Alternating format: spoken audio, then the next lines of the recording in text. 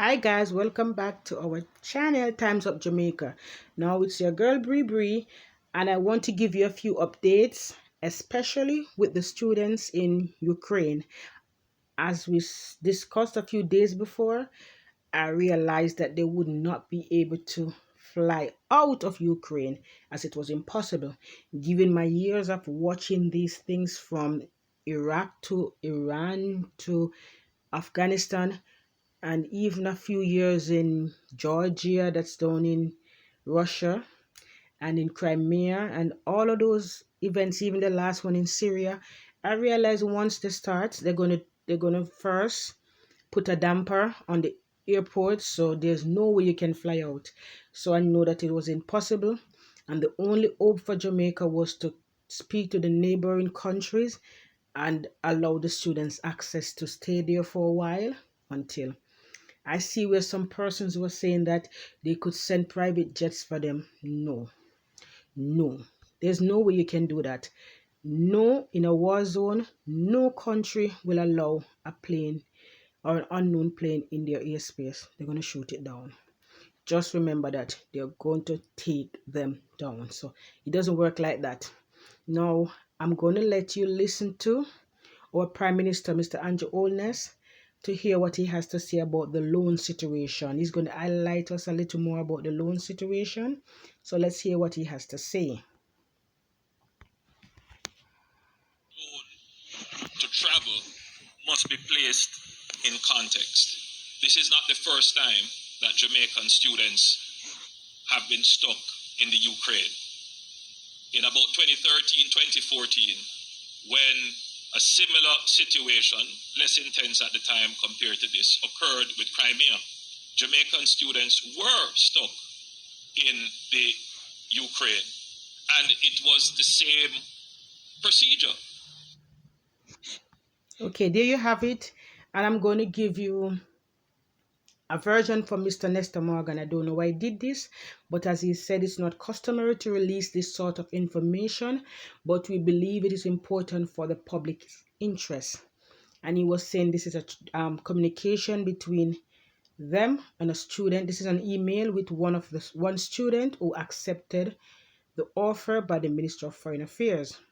And this was where the student was saying, please, before you book the flight, can you tell me what's the interest like and when is the deadline? And he said in yellow, for further to previous message on WhatsApp or email regarding your return airline ticket to Jamaica. This serves to advise that there are no cost to you or your family for this arrangement. So now I'm confused because Kamina Johnson Smith came out and said that there was a loan, and now Mr. Morgan is saying, and Mr. Morgan himself alluded to that because I posted that in my first post that I did on this topic.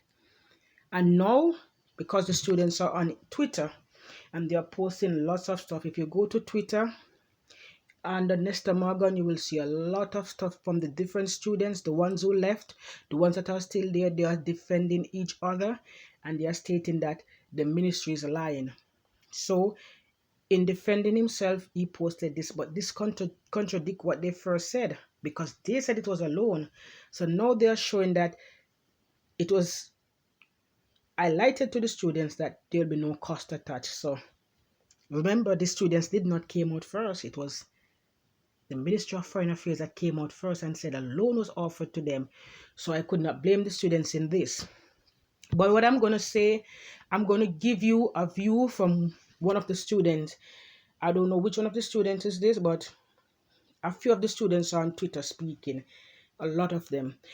And this one said, there are so many artless comments and misconstrued info from Jamaicans at home. It's sickening. Here are a couple of facts you should keep in mind, seen as though it's not being emphasized by the embassy or media who were aware of all these. 1. Some students weren't able to leave immediately because some had no access to their educational documents and passport. There were spending permits and personal financial constraints.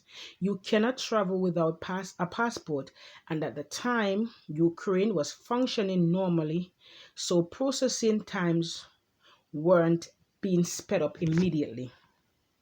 Despite that, they chose to retrieve their passports without completion of these resident permits processes, a huge disadvantage that can affect their stay, admission, and future.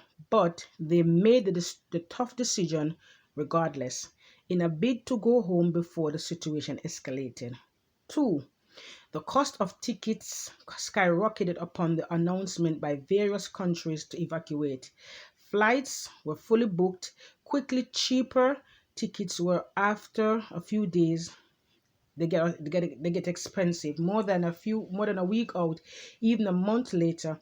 The prices out of Kiev, Ukraine to America only rose from 700 US dollars to 1900 US dollars to as high as 3,734.87 US dollars for the next day.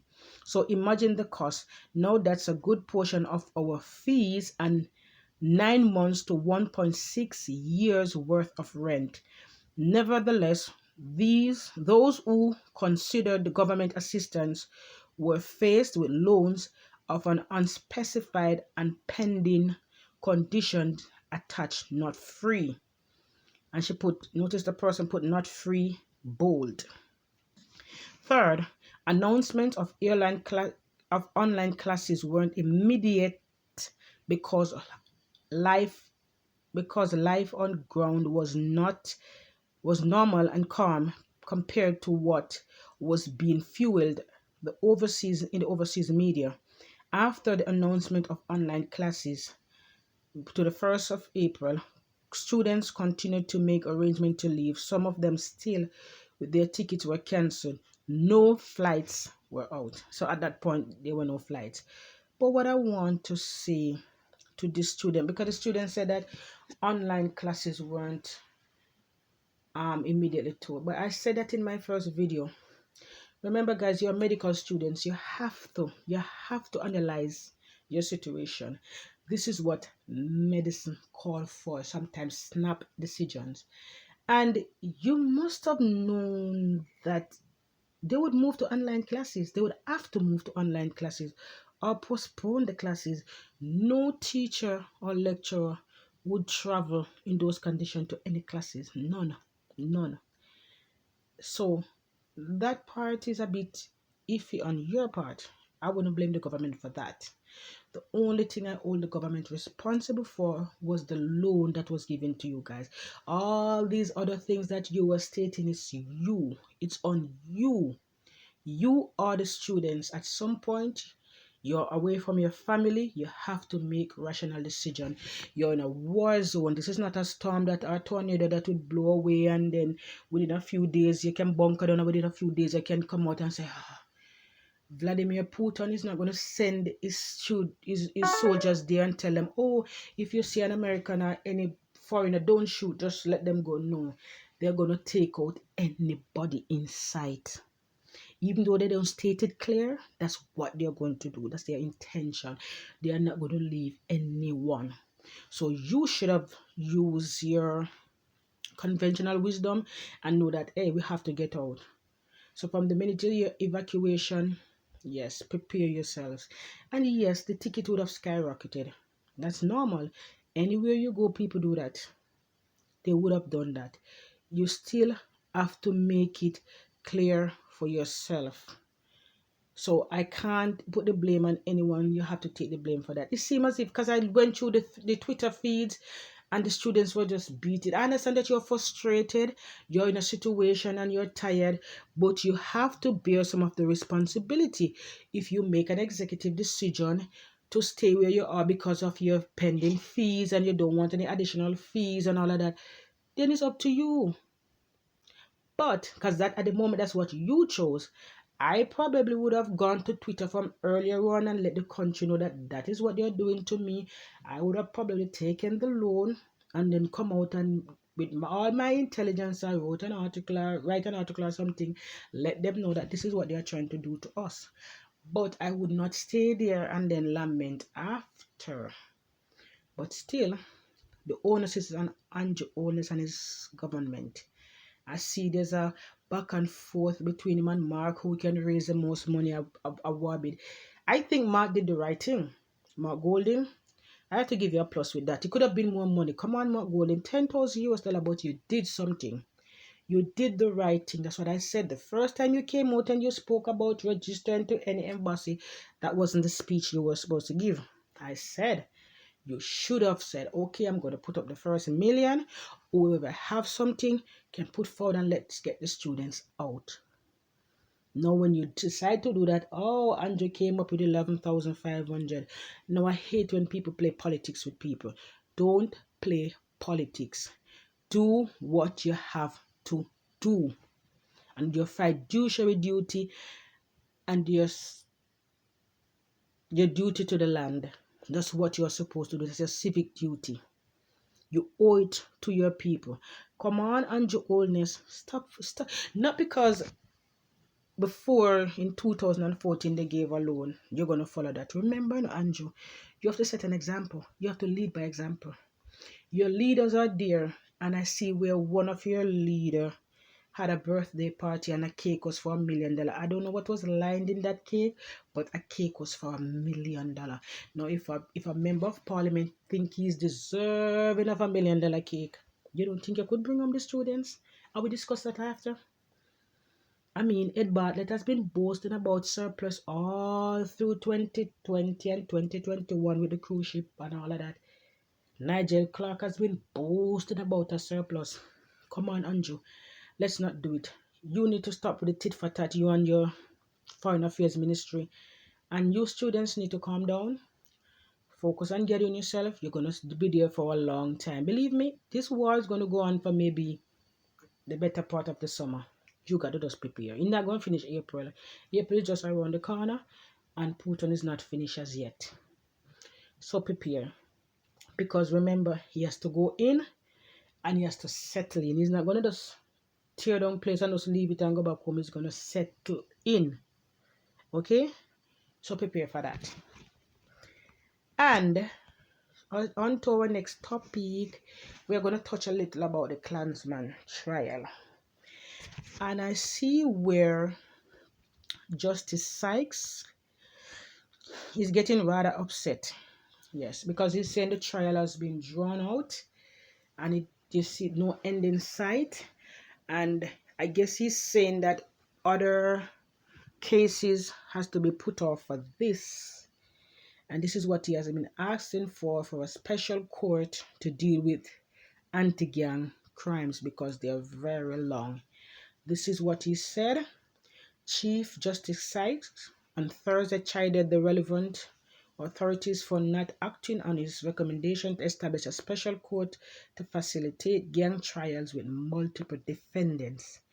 His comments came after he lamented the length of the trial involving alleged gang members of the Wandon faction of the Klansman gang, which took place in September 2021 and has so far spanned 2 court terms.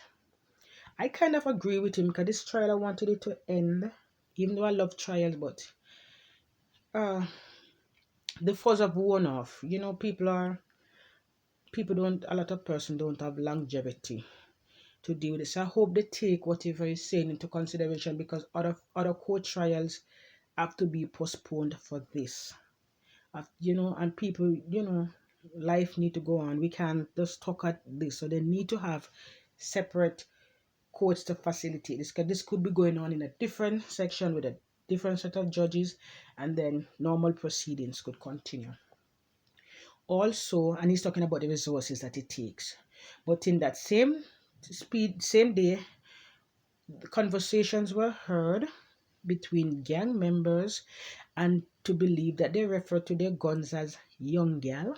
Yes, they refer to their guns as young gal. They were going to get up some guns from a gentleman in Lariston and it's called young gal, and that's the M16. and they refer to their handgun as Hannah. And I mean, they're getting guns for $40,000. Well, I've never purchased a gun, so I wouldn't know, but those are cheap. And then it goes on to say in the other day's proceeding, they were talking about Muma has having a boyfriend, even though she's married. The only female defendant, she has a boyfriend, and his name is Crux. Yes. And during the cell phone recordings, they will say that during the cell phone conversation with the witness, which was played in court on Wednesday, she said that she was talking about a policeman who was giving information. And I think they need to get this policeman off the street. She said that this policeman had committed a crime before and he got off. That's what she said in the recordings, that he committed a crime. He killed someone and he got off. And he was working with them. He even recorded in Blackman's studio. Yes. That the previous testimony of the trial last year suggested that Christie was married. During the cell phone conversation with the witness, which was played in court on Wednesday, she said the policeman told her about a red unmarked patrol car that was assigned to the police station. Can you imagine? The police is telling her everything. Yes, man. I tell you, we have one police friend. We down a CIBC, you know. Put him did kill a youth, and them take him off of frontline duty, take him off of the fort work complete, but him win the case. But a crux, so she say him kill a youth, so I guess she knew. But a crux friend were dead bridging from a pin to a anchor, cause him rate black man like that, you see. So any little thing, him kind of show we were going and Sydney, she said. He replied the witness, yes, man. He make we know even the new red car will come out with the license plate and the blade of the license plate. According to Christie, the same cop had recorded a rhythm at Brian's studio on Jones Avenue in Spanish Town. Yeah, man, cause him really umbrella like that. So the witness that was recording, that is C4, he said that a good thing we have him by his side. Yeah, man. Keep the link with him, the witness said. In another recording, the gang was raging issues about disloyal persons. City Puss and the witness were discussing how they could get rid of the disloyal members. I want all whatever Raheem a rivalry. Me hear say them the City Puss. Additionally, the men also explored how they would transport a cell phone into Brian's detention cell. So I'm wondering maybe this is how Brian got his phone, because the witness took it to him so that they could record conversation with Brian from the cell. Boy, these alleged gangs are so simple. So the witness was saying the men also explored how they would transport a cell phone into Brian's detention cell. I want to chat to the G. If we make all weed reach the G, all a cell phone, more dog, more get the dog. May I tell you Squeeze Eye another gang member. I may I tell him what go on, him a move like a whatever. Complain City Post. If me I get a banger cell phone, how me I go make you reach him? Asked the witness. From it reach me can deal with it, replied City Puss. He added, but did I tell your youth if dig off some money off of the road and buy one. If I even fit thief a phone or take one of the man them phone and pay for it. So you see them thief people phone off of the roadside. I saw them grab the phone from you because them have issues for it. In another conversation, they were saying that, the lady Stephanie, the so-called pastor, she was, complaining about them not carrying out their duties, killing people every day. I mean, what pastor was this lady? She was just complaining about not getting enough people killed. Really? This was her issue as a pastor? Wow. So them say, them have to go take on the people. We have to go wait till night, to do that. So they want to move in on the people them next door or wherever and get rid of them. Now this is a part where they were talking about the soldier who wanted to join the gang, and he wanted to join the gang because he wanted to take out some persons from Shelter Rock in St. Catherine that took out a few of the gang members, females. And he was saying, the soldier was lamenting how heartless the guys are. I mean, he does he know which gang he was in? This is a klansman trial. This is a klansman that were taking off heads and leave it in street. I was told that they were taking off heads, leave them in street, and when the police come to get them, they'd fire at them, so the police gonna get it. And he was talking about people being heartless. These were men who would remove limbs and gut people and all of those things, and he was saying that they were heartless. Really? And he was asking to speak to black man. So he was saying they were talking about the gang getting Kiva's baby mother, and man them kill Paula, which is Paula, Kiva baby mother. The witness later he greeted Robinson on the cell. He replied, Robin, Uniam Kiva said, May I talk to the G Brian last night, I tell him you want talk to the witness. Robinson then mentioned that a woman he knew was also gunned down in Shelter Rock, and he lamented that the gangsters there had no heart. The man them a Shelter Rock, them now no regard, I saw them around the place come shoot up Tony, and he told the witness, them a do them sitting there, cause them a say nothing now go on. He continued. Said the witness, I no lie, them a do them thing there, cause nothing now go on. Anything where the man them see if we get drop. Comment. The witness said that was a code meaning the soldier wanted to kill the man. The witness agreed with Robinson's position and tend to stick. They need to get some stick figure two, two tall stick. The witness said stick were symbolic of firearm. Meantime, the prosecution has indicated to the judge that they need to enter some new evidence into the trial. And there was a part where the witness wanted to speak to a black man, but he didn't want to speak to the soldier. He was saying if the soldier have any money, if he give him.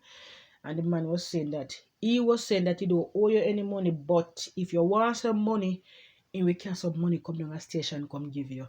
That's how badly the soldier wanted to get in the gang. But I think the soldier and the police and anyone else involved in this trial, they need to take them off the street. Especially that police is very dangerous. Very, very, very dangerous. If they love black man so much, they need to take them off the street. They can be very, very, very dangerous to people. And guys, that's what I have for today. I want you guys to continue to share the videos. I asked you last time to share the video with the students in Ukraine, and many of you didn't do it. I'm asking you please to share the videos, guys. See how important the topic was. See how it broke out very big. I told you guys, I try to give you cutting edge news. I don't want to give you everything that everyone is consuming. I want to bring you fresh ideas, breaking news, breaking stories that we can discuss. We want to be leaders, not followers. So guys, I'm asking you to support the channel always. Thank you for my day ones. Thank you for the persons as I drop the videos. You watch and you comment and you like, and thank you very much. Thank you for your continued support. Thank you. And you can always give me suggestions in the comment of topics that you want me to cover. I'll try to cover them for you. Just give me your suggestions. I'd gladly take them. Thank you again, and have yourself a good weekend. Bye bye.